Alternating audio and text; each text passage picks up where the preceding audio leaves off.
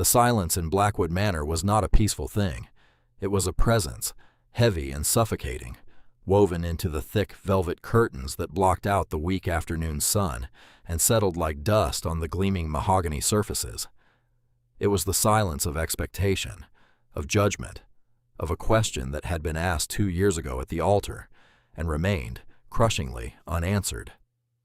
An heir. The word itself seemed to echo in the cavernous halls, spoken by no one, but heard by all. Eleanor, Duchess of Blackwood, felt it most keenly. It was a constant companion, a chill that the roaring fires in every hearth could never quite banish. She sat in the morning room, a book of poetry open on her lap, its words a meaningless black scramble against the creamy page. Her fingers, long and pale, traced the tooled leather of the cover. She had not turned a page in an hour. Her gaze was fixed on the manicured gardens beyond the window, where autumn was performing its slow, brutal surgery on the leaves, turning them from vibrant green to brittle shades of gold and rust, before casting them to the damp earth. She felt like one of those leaves, once vibrant, now slowly dying on the vine, waiting for the inevitable fall. The door opened with a click that was offensively loud in the oppressive quiet. Alistair, the Duke of Blackwood, her husband, stood framed in the doorway. He was a portrait of ducal perfection, tall, impeccably dressed, his dark hair brushed back from a noble brow. But his face, a collection of handsome, severe lines, was a mask.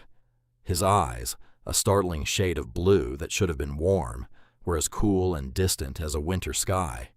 They swept the room and settled on her for a fraction of a second, a flicker of acknowledgement that felt more like an assessment. "Eleanor?" he said. His voice was deep, resonant, and utterly devoid of warmth. It was the voice he used to address his steward, his horse, his wife. "Your Grace," she replied, her own voice a soft murmur. The formality was a wall they had built between them, brick by painstaking brick, since the first month of their marriage. He did not enter the room fully, but lingered at the threshold, one hand resting on the gilded door handle. "My mother informs me that Dr. Finch is expected this afternoon, for your final consultation." The words landed like stones in the pit of her stomach. Final, as if it were a sentencing. For 2 years they had endured this ritual. The examinations, the intrusive questions, the foul-tasting tonics, the prescribed diets, all of it orchestrated by his mother, the Dowager Duchess Augusta, a woman whose smile was as sharp and cold as a shard of glass. Eleanor's hands tightened on her book. "Yes, I am aware." A flicker of something, annoyance, impatience, crossed his features. "See that you are ready. I will not have him kept waiting. His time is valuable." Her time, apparently, was not. She was merely the vessel, the fallow field that stubbornly refused to yield a crop. The shame of it was a physical thing, a hot, coiling serpent in her gut.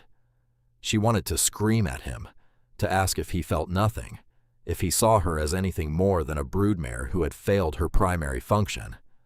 But the words died in her throat, choked by years of practiced decorum and the certain knowledge that her outburst would be met with that same chilling indifference. He saw her only as a failure, a beautiful, well-bred, but ultimately flawed component of his legacy. "I will be ready," she said, the words tasting of ash. He gave a curt nod, the matter settled. He turned to leave, his duty as a husband performed. He had informed her of the appointment. His involvement was complete. As his back retreated down the hall, Eleanor felt a wave of desolation so profound it made her dizzy. This was her life, a gilded cage where the bars were made of duty, and the lock was forged from her own body's betrayal. Later, in her chambers, the air was thick with the cloying scent of lavender water, a scent Augusta insisted upon for its calming properties. It only made Eleanor's head ache. Her maid, a young girl named Rose with frightened rabbit eyes, helped her into a simple day dress. The silks and laces of her more elaborate gowns felt like a mockery. She was dressing for an execution, not a social call. Augusta swept in without knocking, as was her custom. The Dowager Duchess was a formidable woman, her posture ramrod straight, her silver hair coiled into an unforgiving coronet. Her eyes, a pale imitation of her son's, missed nothing. They raked over Eleanor, a swift critical appraisal that found a dozen faults in an instant. "That dress, Eleanor? It makes you look peaked, washed out." Augusta's voice was crisp, the edges sharpened by disapproval. She moved to the dressing table and fiddled with a silver-backed brush. "One must maintain appearances, even under strain." The unspoken words hung in the air, the strain of your failure. "I am not receiving guests, Augusta," Eleanor said, her voice tighter than she intended. "Dr. Finch is a guest of this house. More importantly, he is a man of science, a man of influence. He speaks to people. We must present a united, dignified front." Augusta's reflection in the mirror was hard, her lips a thin, unyielding line. "Alistair feels this disappointment keenly. It is a great burden for a man of his standing." Eleanor felt a bitter laugh bubble up inside her, but she swallowed it down. Alistair's burden? What of her own? The monthly hope followed by the crushing despair, the whispers of the staff, the pitying looks from other ladies at social functions, their own bellies swelling with the proof of their worth. Alistair felt the disappointment of a thwarted ambition. Eleanor felt the slow death of her soul. Dr. Finch arrived precisely at 3. He was a man whose somber gray suit and perpetually grave expression seemed designed to deliver bad news. He smelled of antiseptic and stale pipe tobacco. He bowed stiffly to Augusta and Alistair, who had assembled in the drawing room as if for a tribunal, and offered a perfunctory nod to Eleanor. The examination was a cold, clinical humiliation. Conducted in her own bedchamber, with Rose standing nervously in the corner, Dr. Finch's hands were impersonal and rough. He prodded and measured, humming tunelessly under his breath. He asked the same questions he had asked a dozen times before, his pen scratching across the paper on his lapboard. When it was over, he instructed her to dress and join them in the drawing room. He did not look at her as he said it. He looked at the wall above her head, as if she were a piece of defective furniture. She walked back to the drawing room on legs that felt like hollow reeds. The short journey down the corridor seemed to stretch for miles. The portraits of Alistair's ancestors stared down at her, their painted eyes full of silent accusation. She was the broken link in their glorious chain. Alistair stood by the fireplace, one arm resting on the marble mantelpiece, staring into the flames. Augusta was seated in her favorite wingback chair, her spine not even touching the back. Dr. Finch stood in the center of the room, holding his leather satchel.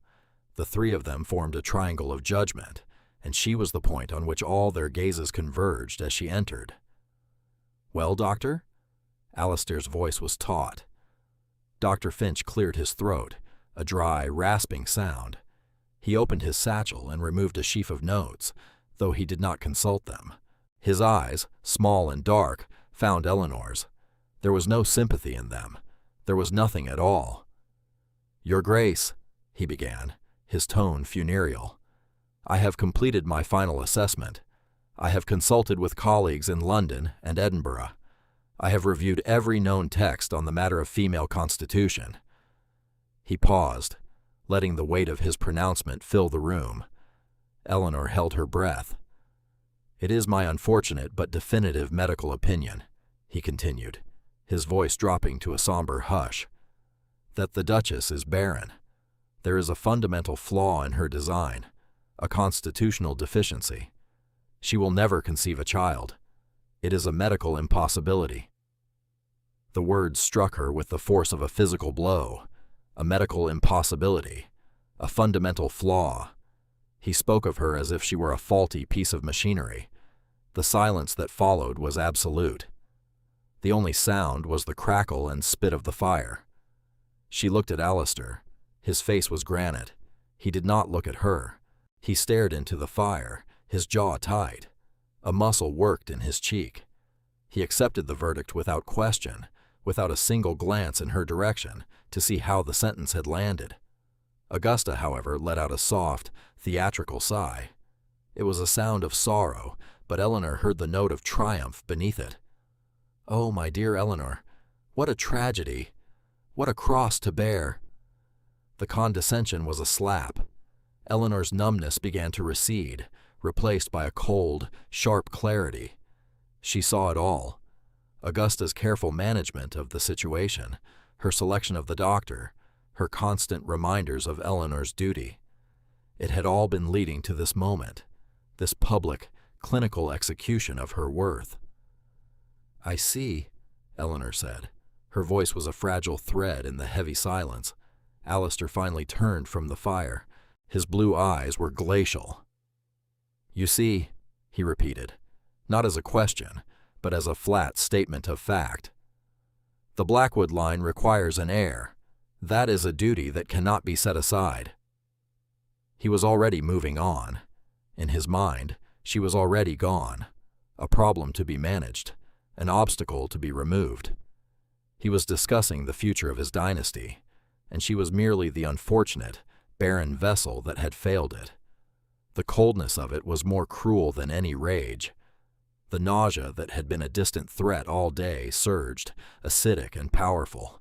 She felt the room tilt, the edges of her vision blurring. She put a hand on the back of a chair to steady herself. "If you will excuse me," she whispered, turning before they could see the utter devastation on her face. She did not run. She walked, each step a deliberate, monumental effort. She walked out of the drawing room, up the grand staircase, and down the long, silent corridor to her chambers. She closed the door behind her and leaned against it, the solid wood a comfort against her trembling back. The shock held her rigid, a suit of ice encasing her heart. It was not grief she felt, not yet. It was a terrifying, hollow emptiness, a void where her future had been. Dr. Finch's words echoed in the void, a fundamental flaw, a medical impossibility. But deep within her, beneath the ice and the shock, something else stirred, a tiny, insistent flutter. She dismissed it.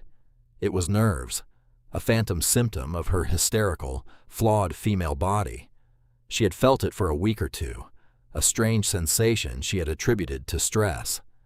It could not be what she had dared, in her most secret moments, to hope it was, because the doctor had said it was impossible, and her husband, her Duke, had believed him without a moment's hesitation. That night, she did not go down for dinner. She pleaded a headache, and no one came to check on her. The isolation was complete. She sat in the darkness of her room, the fire dying in the grate, and listened to the house settle around her. She was a ghost in her own home, her purpose extinguished. A plan began to form, not from courage, but from sheer, desperate self-preservation.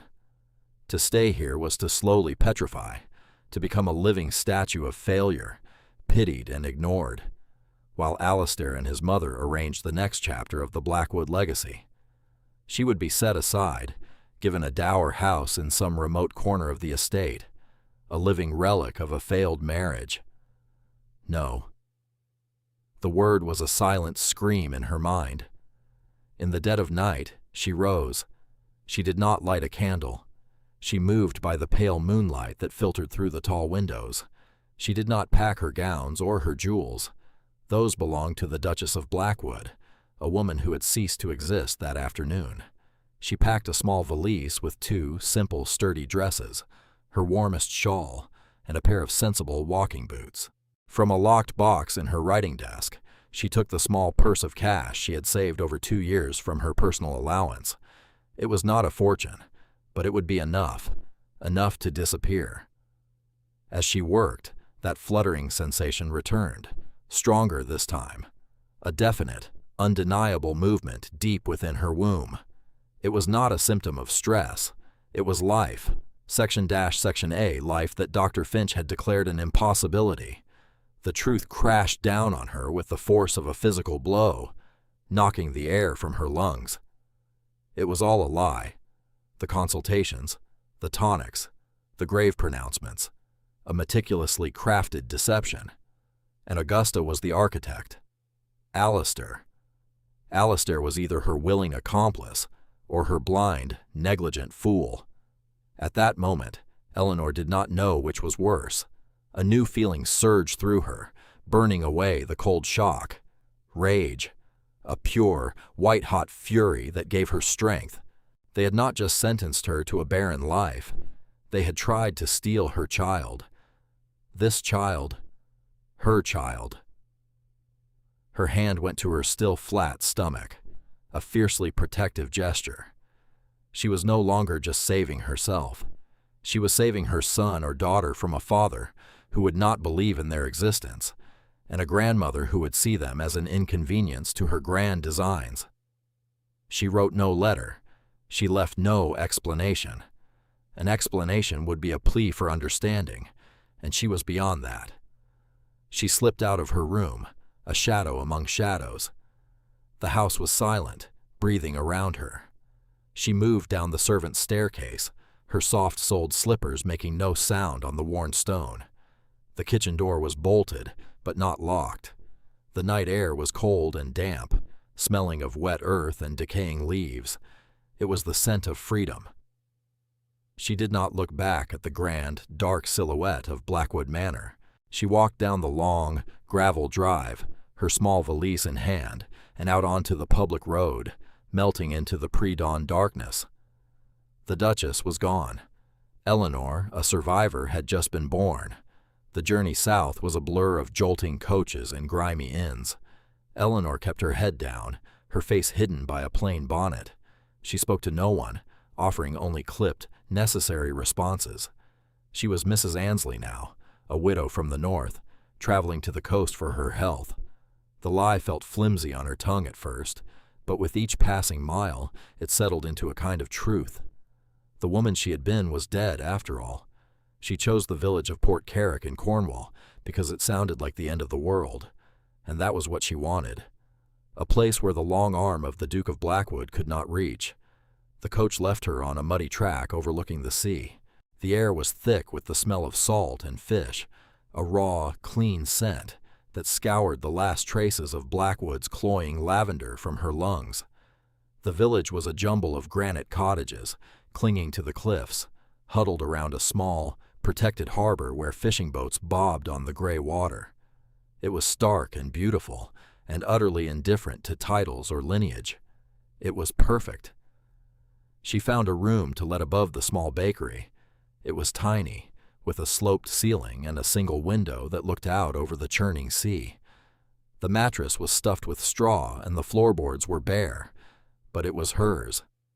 It was the first space in her life that had not been chosen for her, decorated for her, or paid for by a man who saw her as property. The feeling of ownership was dizzying. Life became a rhythm of survival. Her money was dwindling fast.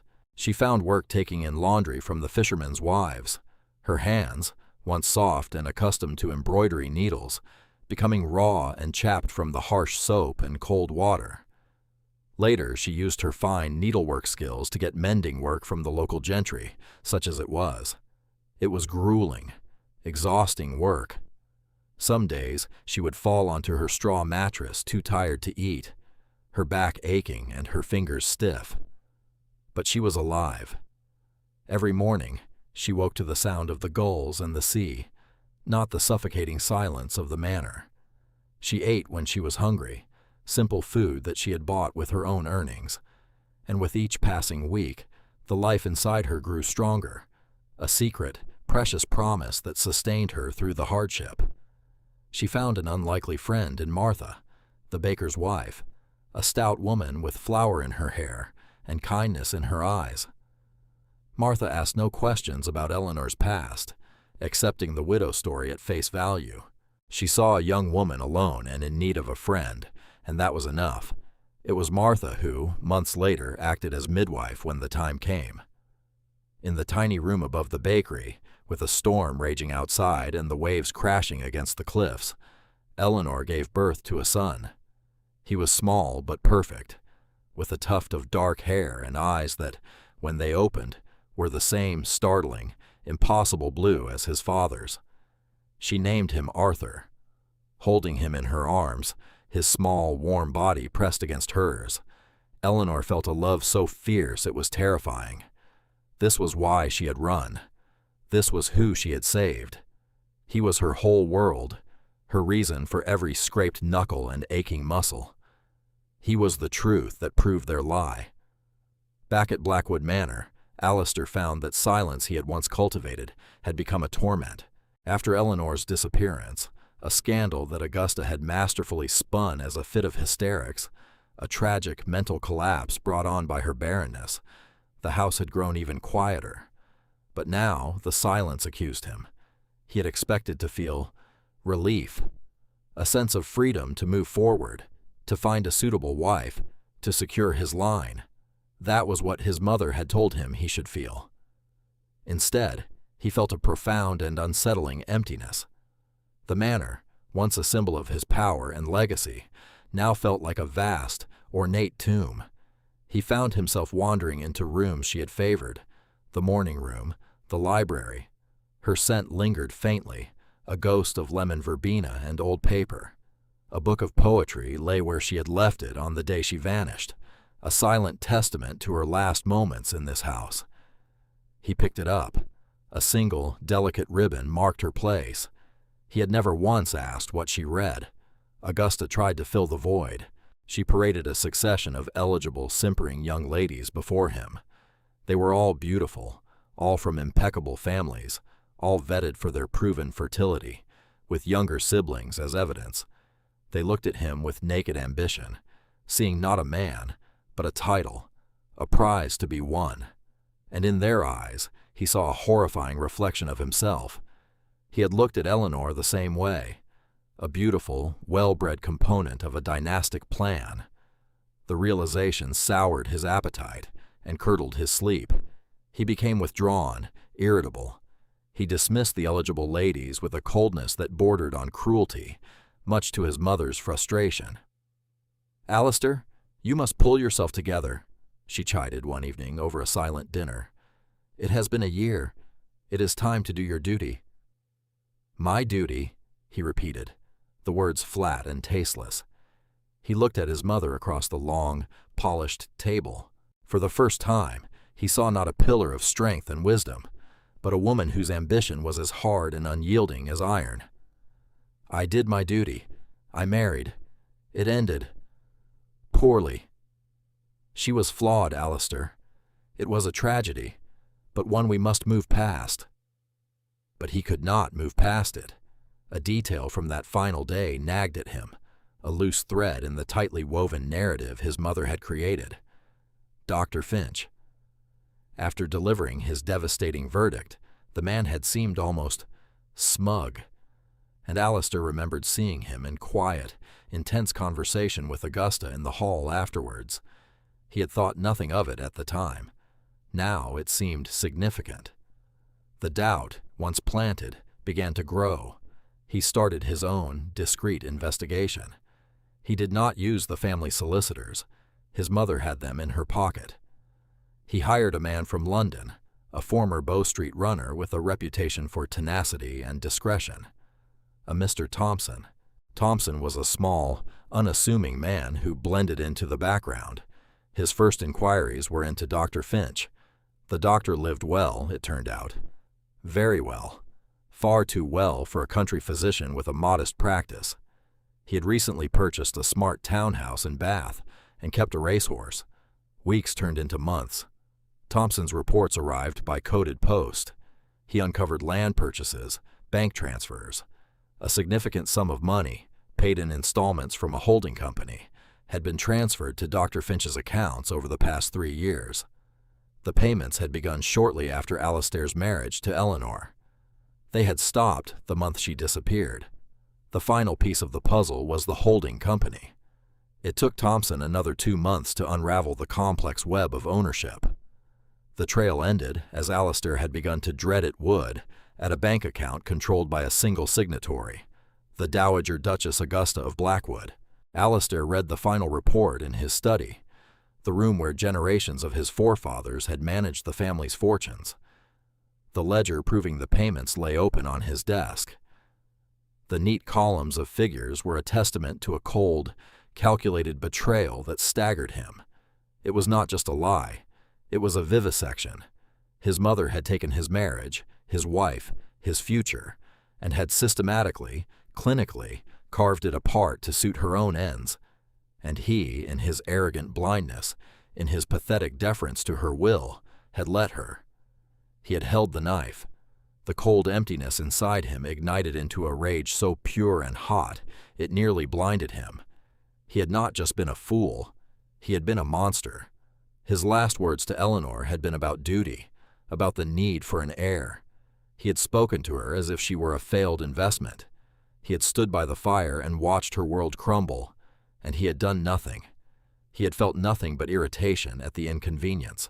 The shame that followed was a physical agony. It bent him over his desk, his head in his hands. He finally understood the depths of Eleanor's desolation, the crushing weight of the injustice she had suffered. And she had suffered it alone. He had abandoned her to it. He had to find her.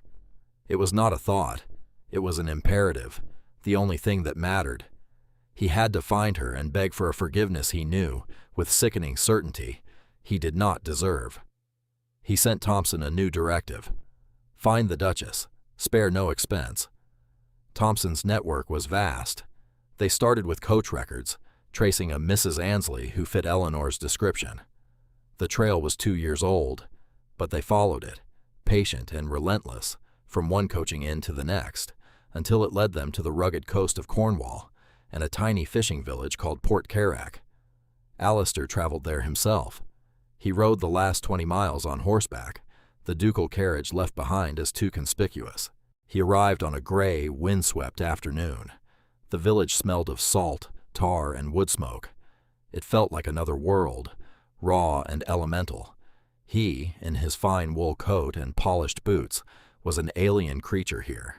He found her cottage easily enough. It was small, made of rough-hewn granite, with a slate roof that was green with moss. A thin curl of smoke rose from the chimney. His heart hammered against his ribs, a frantic, painful rhythm. What would he say? How could he even begin to explain the magnitude of his failure? And then he saw her. She was in the small patch of garden behind the cottage, hanging laundry on a line. The wind whipped strands of her dark hair across her face. She was not the Duchess he remembered. That woman had been draped in silks, her hands soft, her posture elegant but fragile. This woman was different. She wore a simple, faded dress, and her arms, bare to the elbow, were strong. There was a resilience in her stance, a solid, grounded quality he had never seen before. She was more beautiful than he had ever remembered. He stood frozen, hidden by the corner of an adjacent cottage. He could not bring himself to move, to speak. He was a trespasser on this new life she had built, a life forged in the fire of his betrayal. A small boy, no more than a toddler, ran out of the cottage door, chasing a stray chicken. He had a thatch of dark, unruly hair and a determined look on his little face. He stumbled and fell, landing softly on the grass. He looked up, his face puckered, ready to cry. And Alistair's world stopped. The boy's eyes, they were his own, the unmistakable, startling blackwood blue. Eleanor turned at the sound of the fall and scooped the child into her arms, murmuring soft, comforting words. She kissed the top of his head and set him back on his feet. The boy, his momentary crisis averted, toddled off after the chicken again. A son. He had a son. The lie his mother had told was not just that Eleanor was barren.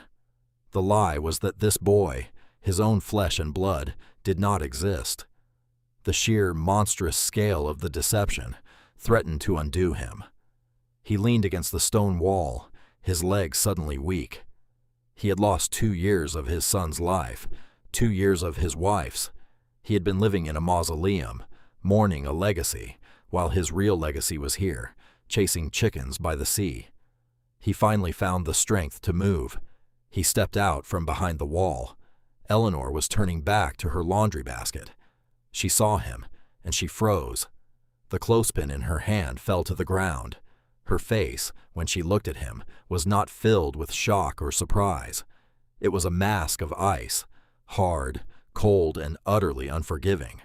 The warmth she had shown her son was gone, replaced by a glacial contempt that was more terrifying than any shouting rage could ever be. "What are you doing here?" Her voice was low, rougher than he remembered, scraped raw by the sea air and a life of hardship. He took a step forward. "Eleanor, His own voice failed him. The carefully rehearsed speeches, the explanations, the apologies, they all evaporated in the face of her cold fury. "It's Mrs. Annesley now," she said, her chin lifting in defiance. "The Duchess of Blackwood is gone. You and your mother saw to that."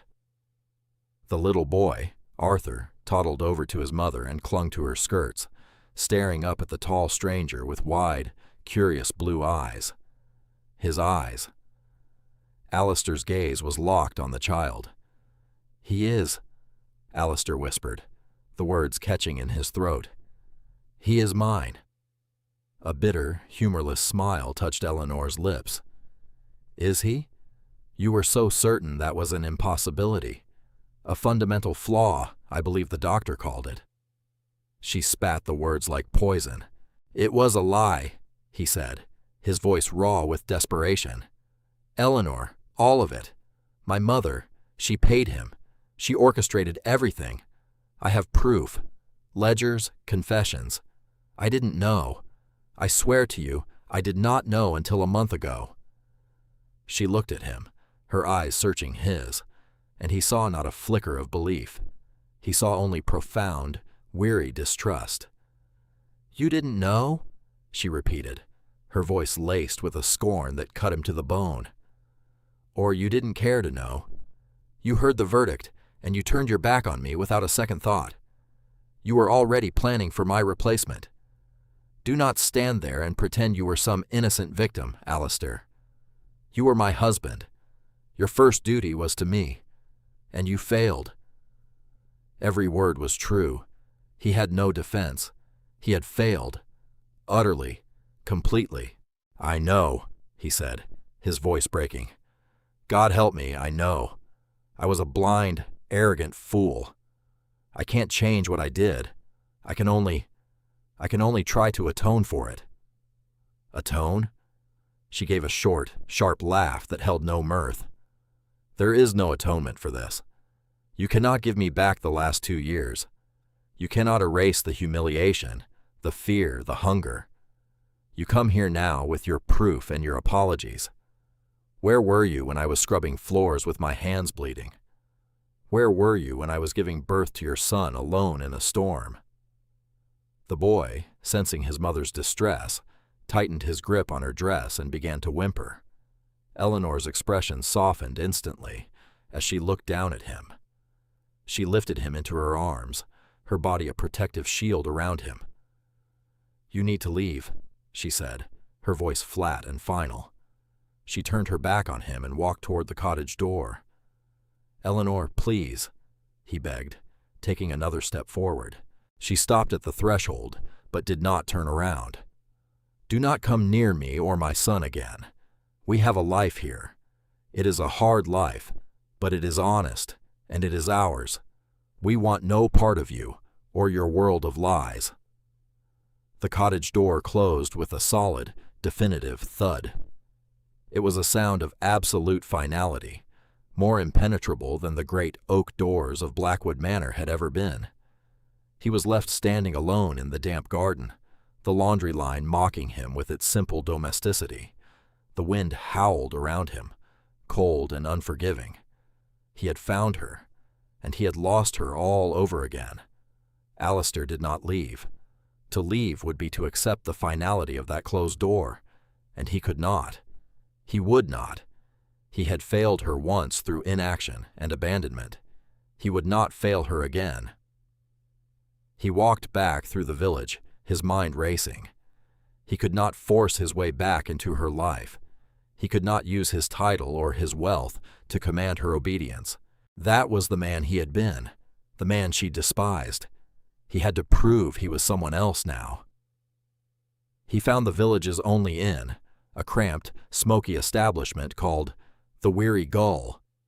The innkeeper, a grizzled man with a suspicious squint, looked him up and down. "No rooms," the man grunted, clearly unimpressed by Alistair's fine clothes. "I'm not looking for a room," Alistair said, his voice steady despite the turmoil inside him. "I'm looking to rent a cottage. Is there anything available?" The innkeeper's squint deepened. "Why would a man like you want a cottage in Port Carrick?" "Personal reasons." Alistair placed a heavy purse on the bar. The clink of gold coins was a universal language. "There's a finder's fee in it for you." An hour later, he was the temporary tenant of a fisherman's hovel at the far end of the beach.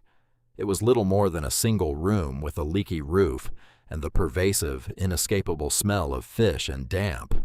The furniture consisted of a narrow cot, a rickety table, and one chair. It was the most wretched place he had ever set foot in, and it felt like a palace.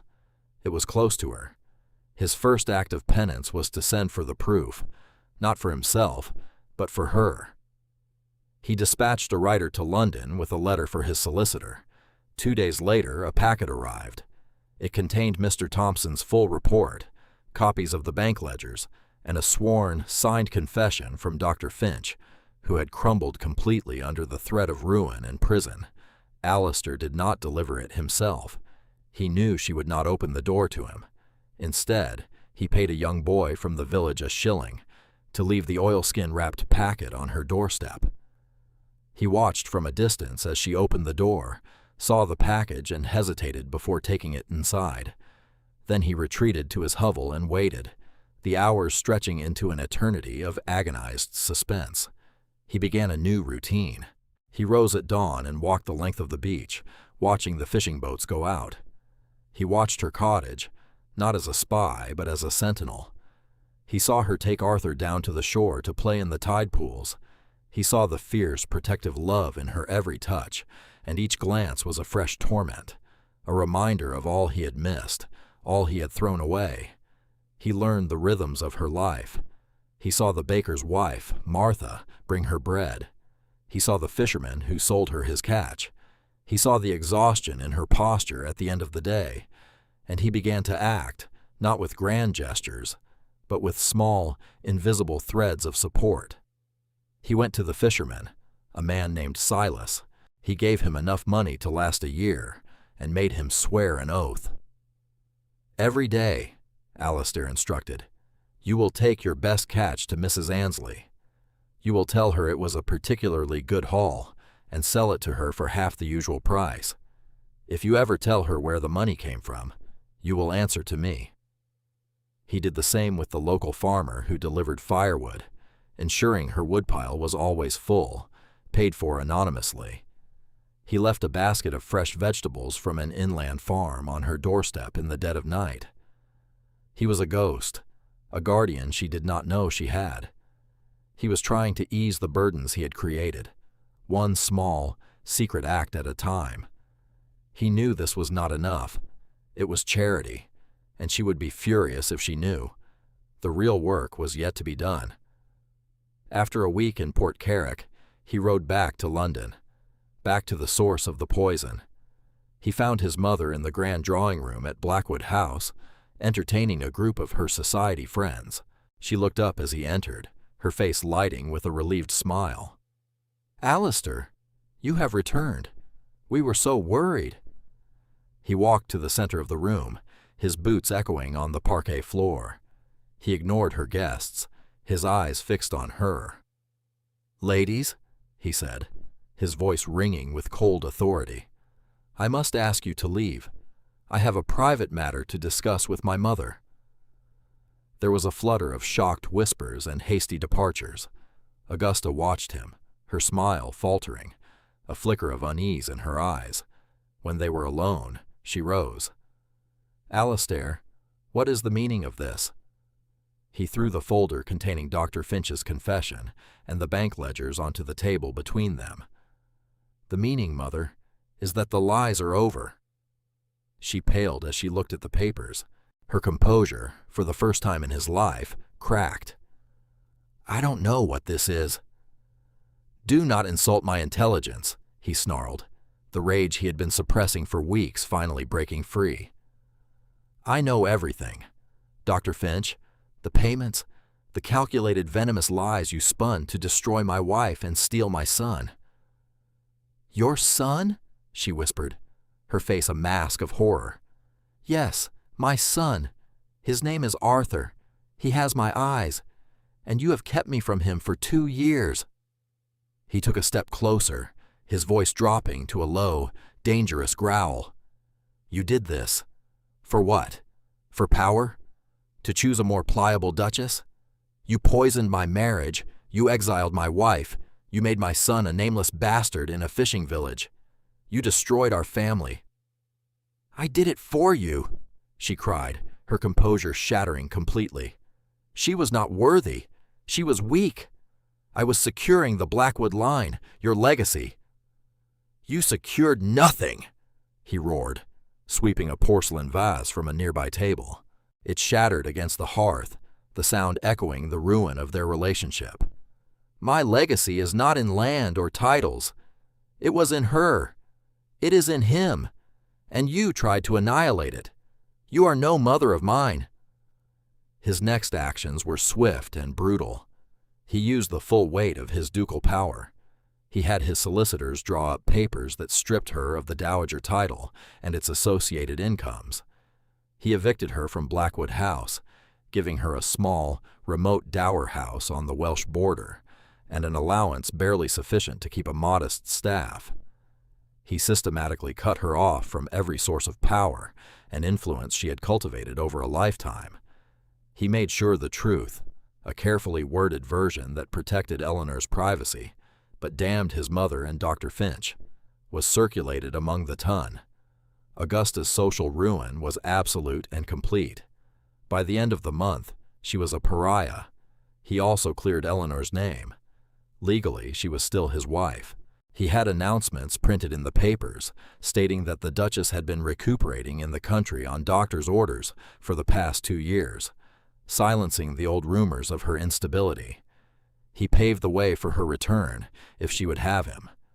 Then, humbled and exhausted, he returned to Port Carrick, to his leaky hovel by the sea. He did not approach her. He simply resumed his vigil, waiting for her to make a choice, knowing he had earned nothing yet. One evening, a fierce storm blew in from the sea, lashing the village with wind and rain. Alistair sat in his cottage, listening to the roof groan and the waves crash on the shore. A sudden frantic banging on his door startled him. He threw it open to find Martha, the baker's wife, her face pale with terror, her shawl soaked through. "It's Arthur," she gasped, breathless. "He has a fever, a terrible one. He's burning up. Eleanor is beside herself. The doctor is in the next town and the road is flooded. We need help." Alistair didn't hesitate. He grabbed his coat and followed her out into the raging storm.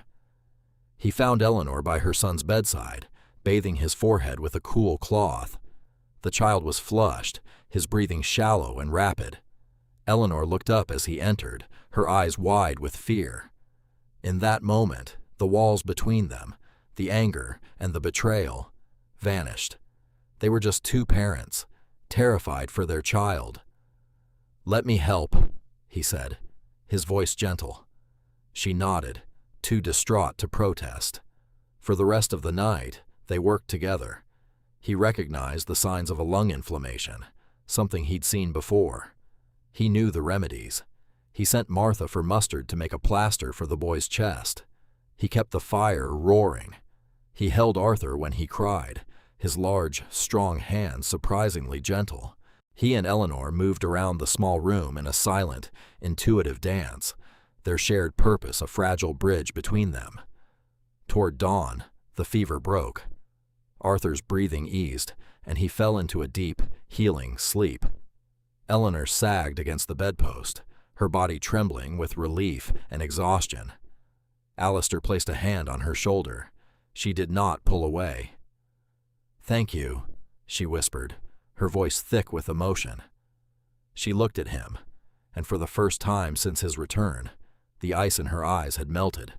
In its place was a weary, cautious vulnerability.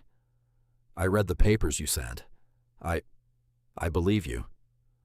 The words were a balm on his raw soul. "Eleanor," he began, his own voice hoarse, "what I did, what I allowed to happen, is unforgivable. I know that. But if you would let me, I will spend the rest of my life trying to earn your forgiveness. Not as a duke, but as a man, as your husband, as Arthur's father." She was silent for a long time, watching her sleeping child. The storm outside had passed, and the first pale light of morning was creeping through the window. "I built a life here," she said softly. "A small life, but it is real.